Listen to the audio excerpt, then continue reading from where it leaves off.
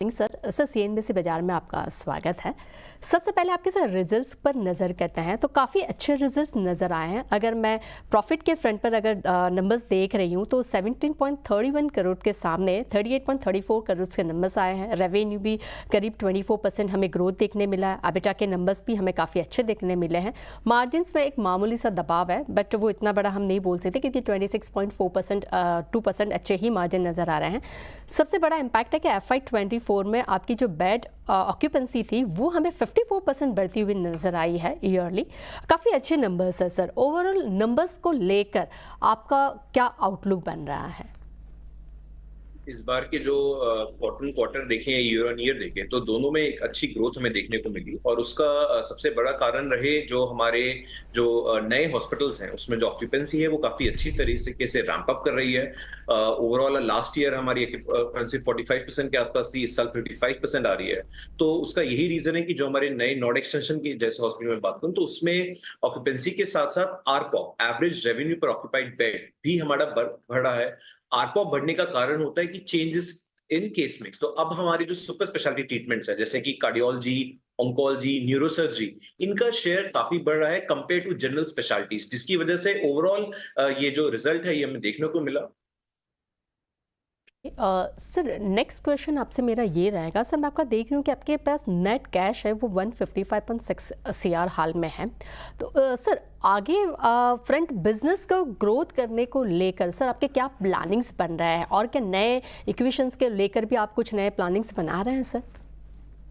तो अभी अगर हम ओवरऑल बेड कैपेसिटी की बात करें ग्रुप की, तो आज हमारे पास 5 हॉस्पिटल हैं और 1600 बेड की बेड कैपेसिटी है। हमारा प्लान है कि अगले 2.5 से 3 साल के अंदर इस बेड कैपेसिटी को डबल करना, मतलब कि 3000 बेड्स की टोटल स्ट्रेंथ की कैपेसिटी करना। इसके लिए बोथ ऑर्गेनिक एक्सपेंशन जो हमारे एग्जिस्टिंग 2 हॉस्पिटल्स उनको हम और बड़ा कर रहे हैं और साथ ही साथ नए एक्विजिशंस, जैसे कि अभी हमने एक रीसेंट एक्विजिशन करा लास्ट क्वार्टर में फरीदाबाद में।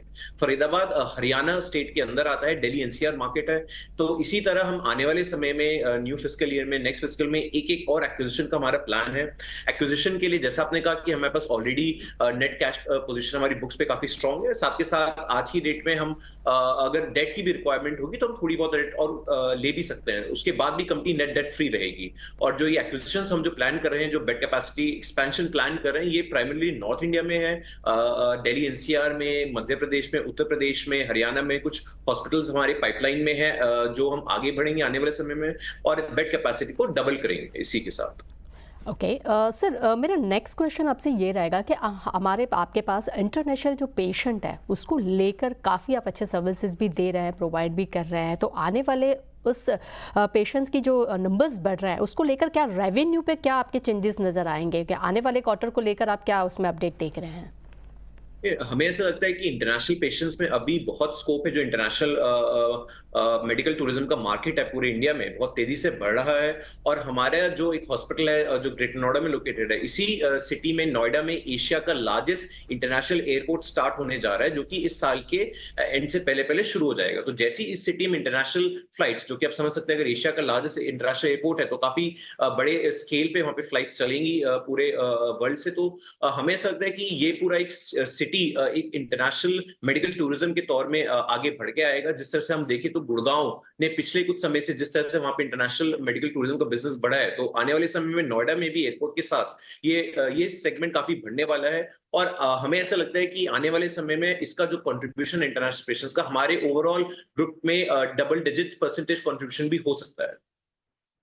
सर मैं ये देख रही हूँ कि सर आपने के 3 कुछ नए मशीन्स हैं जो सर्जरी के मशीन जिसे हम रोबोटिक मशीन्स कहते हैं, उसको लेकर सर आपकी ओवरऑल जो सर्जरीज है उसमें काफ़ी हमें आपको ग्रोथ मिला है। उसका एक बोल सकते हैं कि रेवेन्यू पे एक सपोर्ट देखने मिला है। तो आने वाले वक्त पे उसको लेकर आपका क्या मत बन रहा है और ओवरऑल आप रेवेन्यू को लेकर आपकी क्या गाइडेंस बनती नज़र आ रही है? अगर हम रोबोटिक सर्जरीज की पहले बात करें तो एक दाविंची सर्जिकल रोबोट होता है जो कि पूरे विश्व में नंबर 1 रोबोट माना जाता है सर्जरीज के लिए। ये इस रोबोट की कीमत लगभग 10 करोड़ से शुरू के 15 करोड़ की होती है। और ये सर्जिकल रोबोट्स अभी हमने रिसेंटली 3 परचेज करे हैं। एक हमने ऑर्थोपेडिक रोबोट भी परचेज करा है जो कि रोबोटिक नी रिप्लेसमेंट्स करता है। इन रोबोटिक सर्जरीज का ये फायदा होता है कि जहां पहले पेशेंट को 5 से 6 दिन हॉस्पिटल में सर्जरी के बाद रुकना पड़ता था, अब अगर रोबोटिक सर्जरी हो तो पेशेंट 48 आवर्स के अंदर भी हॉस्पिटल से डिस्चार्ज हो सकता है। और साथ ही साथ जो स्कार्स होते हैं, जो बॉडी पे निशान होते हैं, पहले जो ज्यादा इन्वेसिव होते थे, तो अब रोबोट्स के जरिए बहुत मिनिमल स्कार के बेसिस पे भी पेशेंट को जल्द से जल्द, जिससे पेशेंट घर लौटे और वापस काम पे जाए, ये रोबोटिक सर्जरी का फायदा होता है। तो डेफिनेटली इसका शेयर बढ़ रहा है। इससे एवरेज रेवेन्यू पर सर्जरी भी थोड़ा ज्यादा होता है जो रोबोटिक सर्जरी से होता है। तो हमें ऐसा लगता है कि आजकल पेशेंट्स की डिमांड है एक्यूरेट सर्जरी, फास्टर सर्जरी, तो इसी को लेके हमें भी दा विंची रोबोट पे काफी सर्जरी देखने को मिली। और साथ के साथ जहां तक ओवरऑल रेवेन्यू की बात है, तो जैसा कि हमने बताया कि लास्ट ईयर हम ऑलमोस्ट 28 to 29% कैगर से हमारी ग्रोथ आई है ईयर ऑन ईयर रेवेन्यू में। एबिडा ग्रोथ 35% आई है ईयर ऑन ईयर। तो मुझे लगता है कि आने वाले 2 से 3 साल में ये जो ग्रोथ परसेंटेज है ये सस्टेनेबल है, क्योंकि अभी भी हमारी जो बेड ऑक्यूपेंसी है उसमें और ग्रोथ देखने को मिलेगी। हमारा जो एवरेज रेवेन्यू पर ऑक्यूपाइड है, जिस तरह से हमारी रोबोटिक सर्जरीज बढ़ेंगी, इंटरनेशनल पेशेंट्स बढ़ेंगे, तो हमारा आरपॉप भी बढ़ेगा, जिसके जरिए अगेन जो मैंने बात कही कि ओवरऑल रेवेन्यू की जो मार्जिन है वो आने वाले समय में सस्टेनेबल है और ग्रोथ की तरफ जाएंगे। ओके सर, मेरा नेक्स्ट क्वेश्चन ये रहेगा कि सर मैं देख रही हूँ कि आपका कुल जो कर्ज था वो आपने 245 CR आपने कर्ज आप चुका चुके हैं। तो सर आने वाले क्वार्टर्स को लेकर या तो आने वाले वक्त में आप कितना कर्ज और कम करने के प्लानिंग्स में हैं? ये अगर हम बात करें तो आईपीओ के बाद कंपनी कंप्लीटली डेट फ्री हो गई थी, तो हमारी बुक्स पे जीरो डेट था। अभी रिसेंटली हमने एक फरीदाबाद में एक हॉस्पिटल एक्वायर करा है, जिसके लिए बस वो एक एक्विजिशन के लिए हमने लगभग 80 करोड़ के आसपास का डेट अभी और लिया है। तो अगर हम देखें ओवरऑल, क्योंकि नेट कैश पोजीशन भी काफी स्ट्रांग है, तो कंपनी अभी भी नेट डेट फ्री है। तो आने वाले समय में अगर हम कर्जा उठाएंगे भी तो बहुत ही मिनिस्कल लेवल पे होगा, और ओवरऑल कंपनी की यही कोशिश है कि तभी भी नेट डेट फ्री रहेगी। देख रहे हैं कि काफ़ी कंपटीशन इस बिज़नेस में भी हमें बढ़ती हुई नज़र आ रही है। तो सर इस कंपटीशन के दौर में आप कुछ नए प्लानिंग्स कर रहे हैं, नए एक्विजिशन को लेकर आप सोच रहे हैं, या तो इस बिज़नेस को और एक्सपैंडिंग करने की आपके बारे में कुछ सोच बन रही है?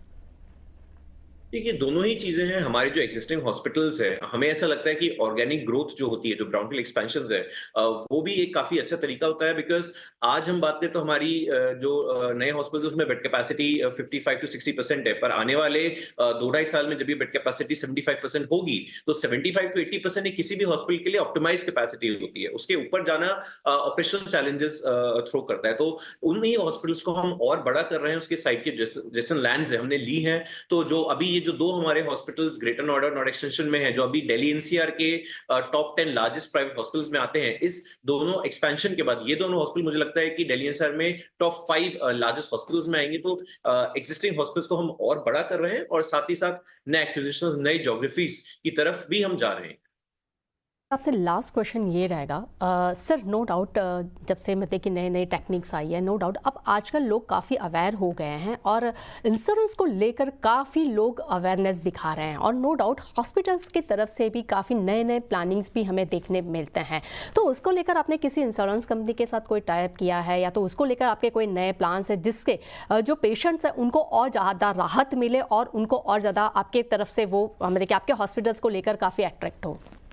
जी, हमारे 5 ही हॉस्पिटल में जितने भी इंडिया में हेल्थ केयर इंश्योरेंस है, हमने सभी इंश्योरेंसेस कंपनीज के साथ टाई अप करा हुआ है। चाहे प्राइवेट कंपनीज हो, जिप्सा कंपनीज हो, प्राइवेट इंश्योरेंसेस हो, टीपीएस, तो सारे ही इंश्योरेंस कार्ड्स हमारे हॉस्पिटल्स में पेशेंट उन पे कैशलेस इलाज करा सकते हैं। और ऐसा लगता है कि आने वाले समय में जो इंश्योरेंस पेनिट्रेशन है पूरे इंडिया में, स्पेशली अगर हम बात करें तो नॉर्थ इंडिया में, जहाँ पे अभी भी काफी गैप था उत्तर प्रदेश के अंदर और आसपास के दिल्ली एनसीआर के आउटस्कर्ट्स में, वहां पे पेनिट्रेशन इंश्योरेंस की बहुत तेजी से बढ़ रही है, जिस तरह से लोग एजुकेट हो रहे हैं, सबकी अर्निंग ज्यादा जा रही है, तो लोगों को लग रहा है कि health insurance is now becoming a necessity. तो उसकी से और हॉस्पिटल्स में लोग सीमलेसली कैशलेस इलाज करा सकते हैं, जिससे जो हेल्थ केयर है कहीं ना कहीं अब एक अफोर्डेबिलिटी की तरफ जा रहा है। इंश्योरेंस कवरेज होता है लोगों के पास। तो हमारा सभी इंश्योरेंस कंपनी से टाई अप है, और मुझे ऐसा लगता है कि आने वाले समय में हमारा हॉस्पिटल का भी जो इंश्योरेंस सेगमेंट है बिजनेस रेवेन्यू का, वो भी आगे बढ़ेगा, जिस तरह से इंडिया में health care private insurance health care penetration तेजी से बढ़ रही है। Thank you so much sir काफ़ी डिटेल्स में आपने કંપની કે પૂરા આઉટલુક કે બારે में हमें डिटेल्स શેર किया thank you so much sir તે સાથે જ આપણે જોયું કે